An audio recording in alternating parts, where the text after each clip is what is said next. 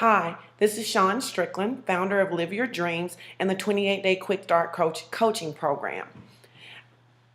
It's my desire to see women live their dreams and to live a life that is absolutely amazing. That desire comes from a fundamental belief that when Jesus said, I come that you might have life and have it more abundantly, that he really meant it. That it wasn't a fairy tale, it wasn't a fallacy, but it was actually his desire, the desire of the Father being expressed toward humanity.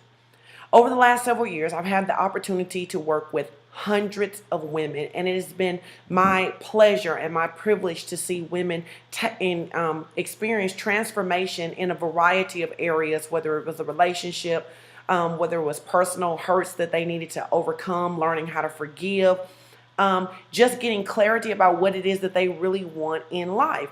My desire is to empower 1 million women to live their God-given dreams and then to raise their children to do the same thing. I believe that the world would be a much better place if people were actually doing what they were created to do instead of what they are expected to do.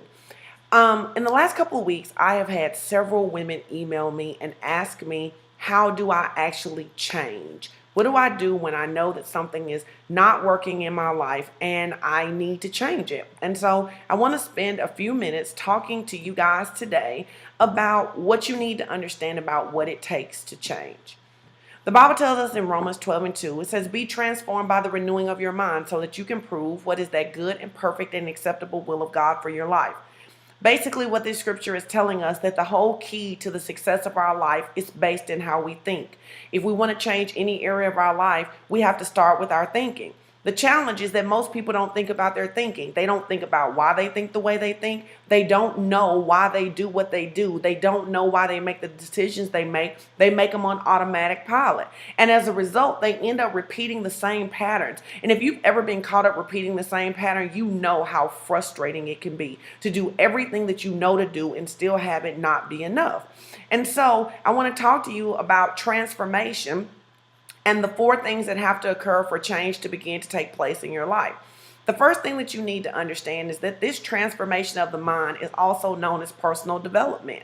And personal development is not a destination, but it is a journey. Once you start on this journey for the rest of your life, you will find areas that you can improve and tweak. You'll find things that you need to shift, things that you need to transform based on where you are in your life right now. What works when you're 20 may not work when you're 30. What works when you're 30 won't work when you're 50. And so you have to be committed to this process of thinking about how you think, allowing your thought process to go under the microscope and be able to acknowledge and deal with the things that aren't working in your life. And so let's look at the 4 things that you need in order to change. The first thing is you need awareness. You know, have you ever tried to help somebody and they don't know they have a problem? Jesus said it like this. He said, if you would acknowledge you were sick, I could heal you. But you don't know you're sick, so there's nothing I can do for you. And I can tell you that there is nothing worse than trying to persuade a person to change who doesn't see a need to change.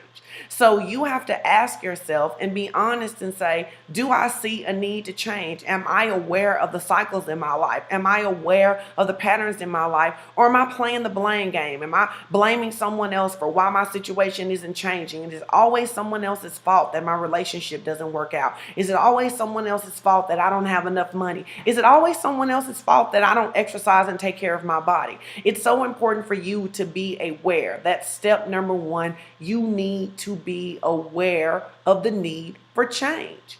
After you are aware of the need to change, you need understanding. I'm over here sneaking on my notes because I want to make sure that I don't miss anything. You need an understanding. You need to understand and you need to realize how the way you are thinking is keeping you from accomplishing your goal. Let's say that you want to be physically fit, but you hate exercise and you hate eating right. You need to understand that the way that you are thinking is keeping you from accomplishing your goal. You need to understand that your pattern of thinking is working against you. Let's say that you're tired of struggling financially, but you feel guilty about having money, or you secretly believe that people who who have money are bad people. Your thinking is working against you. And so once you are aware, you have to begin to have an understanding of how your current thinking is working against the goals that you say you want to accomplish. After you have awareness and understanding, the next thing you have to do is you have to disassociate.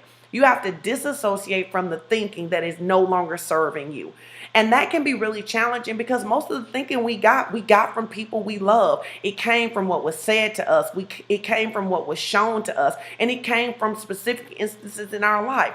Whatever you think about money, for example, you think that way based on what was modeled to you, based on what was said to you, and specific instances about money. But what happens when what you think about money, what your grandmother told you about money, what your mom said, what your dad said, even what the world says about money, what happens when that no longer works for you? What happens when the message of go to college, work hard and get a good job no longer works for you because even though you went to college and worked hard, you can't find a job? You have to disassociate from the thinking and begin to reprogram yourself. That's step 4. You have to reprogram. So you have to become aware.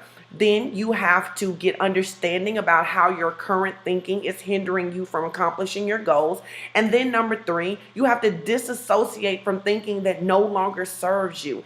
You need to know that it's okay to say, hey, this is the way I grew up and this is the way I thought, and maybe it served me then, but it doesn't serve me now. It doesn't serve me for this economy. It doesn't serve me for where we are right now. And so I need to find thinking that empowers me to accomplish my goals so I don't spend my life frustrated. And then you have to start the process of reprogramming or reconditioning. And to be honest, this is the place where a lot of people quit, because it's hard to think about your thinking and it's hard to transform your thinking. But here's what I'll tell you. If there's any person in the world that's ever transformed their thinking, you can do it too. It starts with the process of being very aware of what you're thinking and then being able to acknowledge when that isn't serving you. Like say, for example, you need to get in shape. And someone says to you, hey, you need to exercise. And you say, I hate exercise. You got to become aware right now that saying that you hate exercise no longer serves you. You don't have to say you love exercise, but you have to acknowledge that exercise is a necessary component in order to get physically fit. And so it's so important for you to do that. So for those of you who have been stuck and frustrated and you haven't known what to do, that's where you start. You start by getting aware, and then you get understanding, and then you disassociate, and then you reprogram. Well, you may say, how can I reprogram? What do I need to do? You need to find people who have successfully done what you want to do. Jim Rohn, one of my early mentors, says, success leaves clues. Find out who's physically fit and do what they say. Find out who has a good marriage and do what they say. Find out who is growing financially and is getting free from financial bondage and do what they say. When you first start baking a cake, you follow the instructions. And if you're smart, you don't start playing with the instructions until you master the recipe, right?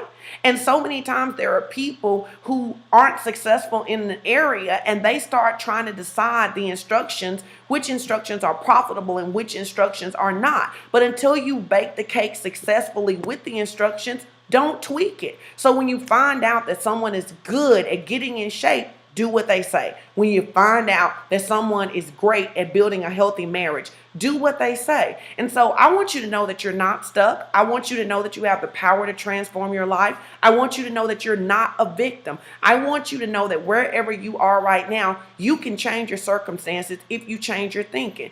All transformation starts with the mind. Have a great day. Feel free to visit me at www.SeanStrickland.com. That's www.Sean, S-H-U-N, Strickland, STRICKLAND.com. You can follow me on Twitter at Sean Strickland, or you can find me on Facebook. Remember, you aren't stuck. All change starts with your thinking. Have a great